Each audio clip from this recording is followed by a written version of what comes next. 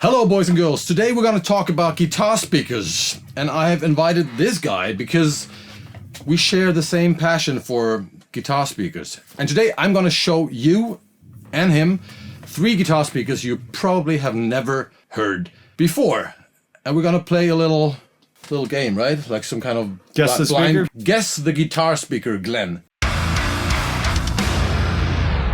You look great today, by the way.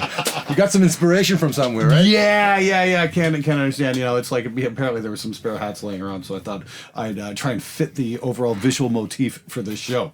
And he came here all the way from Canada just to check out those 3 speakers, by the way, right? Yeah, that's exactly why I came to Germany. Welcome. Thanks so much for having me. It's always a blast to be here. It's nice to actually do a video this year. Last year we were going to do something. We were just too tired and just like, well, fuck it, let's hang out. We had a few beers and a schnitzel or something. That was It was good. It was fun. Good, right? But it was like, let's actually try and do some work today. Yeah. So let's make some videos. And those speakers are interesting. None of the speakers is from Celestion. Okay, Yeah. great. So no Celestion speakers today. And they are all in a Marshall 1960A cabinet. Okay, Standard great. size. So it's angled. The baffle's angled, so you're not getting the standing wave issue. It's a Oh, it's straight. Oh, okay. What? Oh, here we go. I think A is straight and B No, B's the bottom cap. That's the straight cap. is straight, and then it's B. It's a straight cap. Sorry. Learn something new every day. We got one neodymium speaker. Okay. Those are fun. They're super light. Yeah, we've got, but mostly not that cool, to be honest. I don't know. I like the Neo Creambacks. I think they're great. I don't like compared to. I just did a video about them. I prefer the heavy version. Anyway, Okay. Get well soon. So we got one neodymium magnet speaker. We got one. Let's call it a normal ceramic speaker. Sure. Those 2 speakers are contemporary speakers, so Okay, you can get them anywhere. And then we got a vintage speaker from the 70s. Ooh. Okay. Not from Celestion though. No. Is it a squareback? I was reading about those and I'm thinking, ooh, I want to go find some of them. So we'll see. I recently picked up some vintage speakers from the 70s. I'm very happy with them. The blackbacks, right? Yeah, the blackbacks, they were incredible. So let's see what we get here. Okay, first speaker. Here we go. And right now we're playing, which amp is it? Number 2. So we are playing a La Boga Mr. Hector. First speaker. I play, you listen.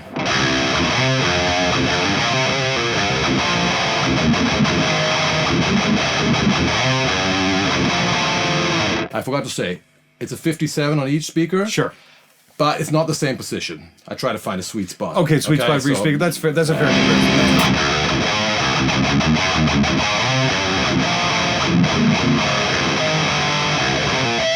Sounds good, right? It sounds very good. Very direct.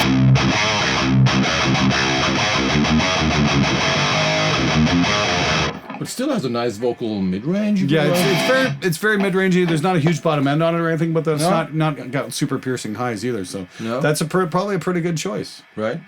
Maybe? I don't know. A blind test though.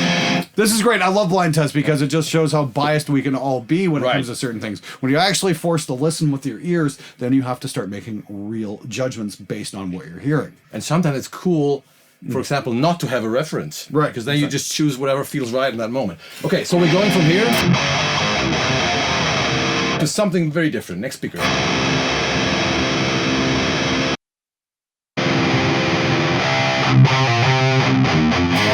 that's cool.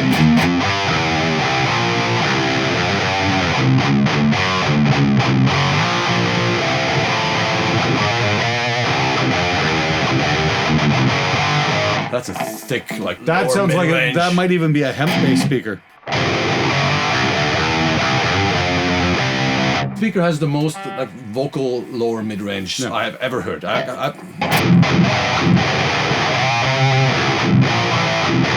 Let's go back to the first one. I mean, this one is more precise. That one's much spikier compared to the other one. The other one would be really cool on some stoner rock kind of stuff. I think if you get some fuzz faces going, that kind of thing, that's going to be really This one cool. sounds more like... And the other one is...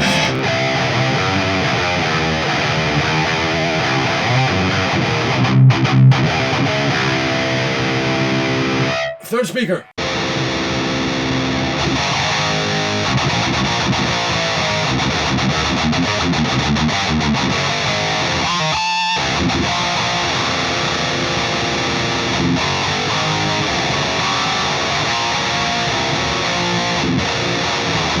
That's definitely my least favorite. I agree. Yeah, it's a little thin sounding. Yeah, doesn't have, harsh. Has a little less bottom end than even the first one. And that's the sweet spot. That's maybe I could move the mic a little more to the outside. Yes. Maybe if I hear it now.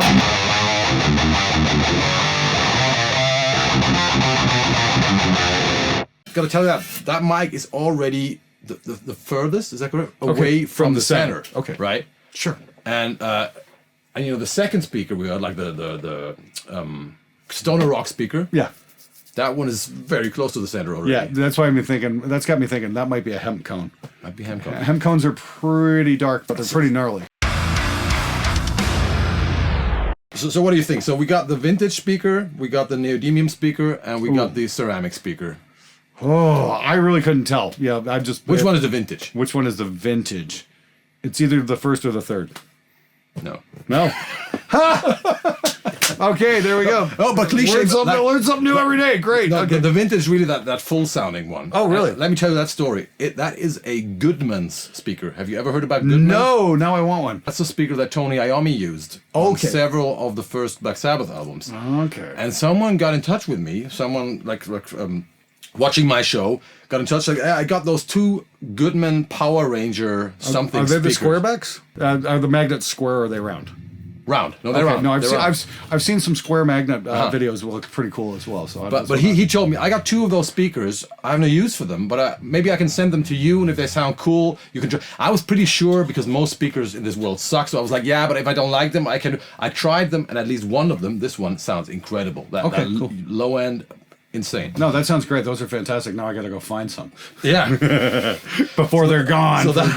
So Goodman Power Ranger. That was the second one. The Goodman vintage Power Ranger. That's the Yeah. name of it. Okay, I'll definitely want to check that out. Yeah. Very cool stuff. And they used to be. I mean, Goodman's. Warren actually told me Goodman's used to be like the poor man speaker back then. That was that sounds about right. You know, and so they also used to be whatever in radios and in elevators, you know, in cars, and Just looking up Goodman speakers Goodman right speaker. now on Reverb. There we go. and so they used to be in early Laney cabs and even Vox cabs. Cool. Yeah, Well, that sounded great. So that was great. My favorite too, at least for something that is maybe not too modern, fast metal, whatever. So is number 3 the Neo? No. But that would have been my bet as well. Yeah. Okay. The first one is the Neo. Really? And That that's one also- sounded very nice. And in my opinion, that is the best sounding neodymium speaker that I have heard. Yeah, it sounds good. Who does that one? That's the Jensen Tornado Stealth 65. Ooh, okay, I was just talking with the Jensen guys yesterday. They're going to be on the show. And over I've done, you should do that. Yeah. Talk to Ignacio. He's Yeah, I great. did. He's great. If you're looking for a lightweight neodymium speaker, that will reduce half the weight and sounds great. Tornado Stealth 65. Sure. And the third speaker is actually a speaker you asked me about like last week, and that is the Fane Oh, yeah, A70. yeah. And it's really bright, isn't it? It is really bright. Yeah. So just remember, kids, or how do you say, boys and girls? Yeah. So just remember, boys and girls, here's one little tip.